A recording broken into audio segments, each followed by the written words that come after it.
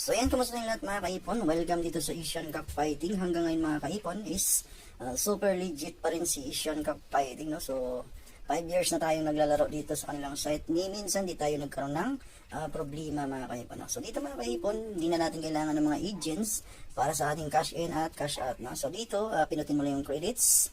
Makikita natin dito yung buy credits. Yan, pwede tayong mag-cash in dito, GCash or Maya, no? So at kung manalo ka na dito sa Asian Cup Fighting mga kaipon, pinutin mo lang yung credits sa baba.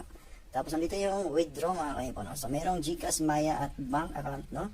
So paano ba natin malalaman kung gaano ka-legit yung isang site mga kaipon, no? So dito open natin tong Sabong Grandmaster, ayan. Para malaman natin kung gaano ka-legit yung isang site, depende yan sa naglalaro dito mga kaipon, no? So kung nakikita nyo mga kaipon dito, sa meron at wala, napakadami ng naglalaro, no?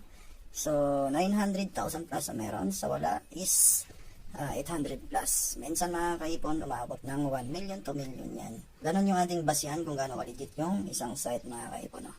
So dito mga kaipon, para maipakita ko sino at patunayan sa inyo na legit ang site na to. So open ko lang dito yung aking withdrawal history, no? So ito yung withdrawal history natin. So dito mga kaipon, ito yung ating mga withdraw. Ayan, pumasok lahat yan sa ating GCash. Ayan mga kaipon, no? So ang dami ko nang na-withdraw dito sa loob ng 5 years, no? So milyon-milyon na po yung na-withdraw natin dito sa Asian Cup Fighting mga kaipon, no?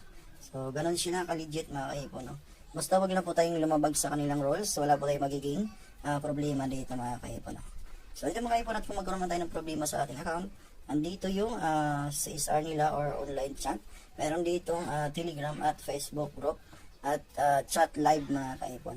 So napaka-legit yung site na ito mga kaipon, at iwas sa mga fake agent, no? So lalo na kung malakihan yung laro mo, no? So pwede kang takbuhan ng mga agent. So dito mga kaipon, hindi ka matatakbuhan ng agent kasi direct na sa kanila ang cash in at cash out mga kaipon, no?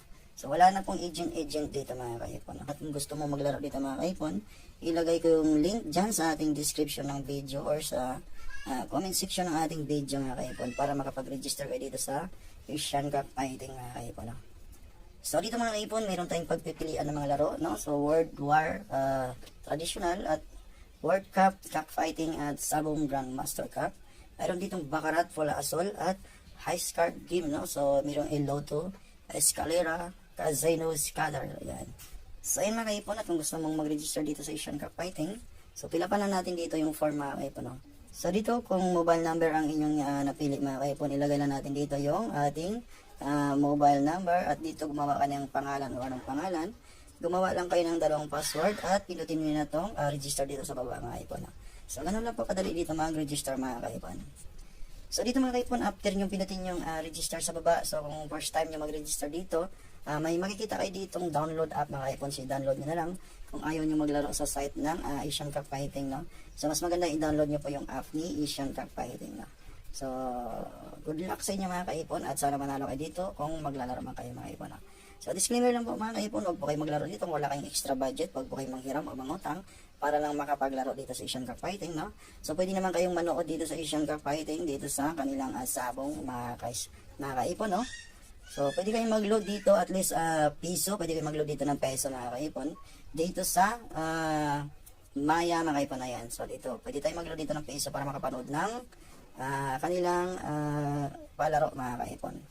So disclaimer lang po mga kaipon na bet responsibly po tayo. Kung gusto nyo malood, mag-load na lang kayo ng at least 1 peso. At kung gusto nyo naman maglaro, no? So kung mayroon kayong extra budget dyan, so huwag po tayong mangutang, manghiram o ipanglaro yung ating pera na may pinaglalaanan mga kaipon.